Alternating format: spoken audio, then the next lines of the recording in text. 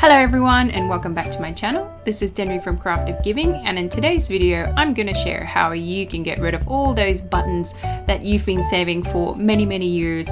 If you're anything like me and have a ginormous jar of random buttons that are probably older than what I am, sitting in the back of your craft room or your craft cupboard or drawer, this is the best opportunity to use it. We start with sorting the colors that you would like to use. In this case, I'm using the traditional blue and pink for a baby girl, baby boy. You can use whatever color you like. You might even go rainbow colors. The choices are endless. Using a blank card of your choice, go ahead and freehand draw a little pattern on there, or you can just go ahead and lay out your buttons in the shape that you desire. I particularly like the idea of tiny little baby feet because baby feet are so cute. And I went ahead and laid my colored buttons out in each of my little footprints and went ahead and glued that down using just some hot glue. Now, if you're a younger person, as always, please be careful, get an adult to help you so that you don't burn your precious little fingers.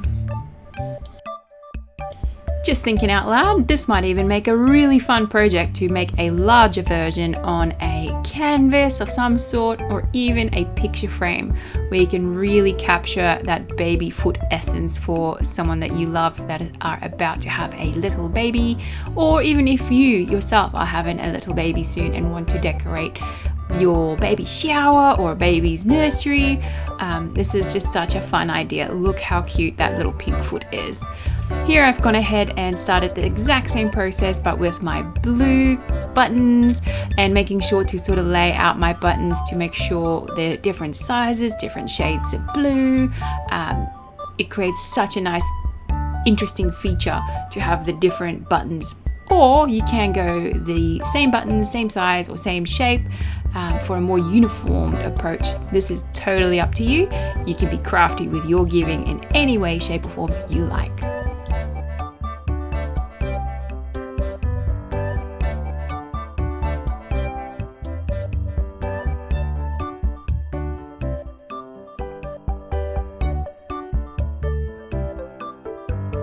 And then it's time for a lovely little greeting or a little sentiment, whatever you like, on the front of your card.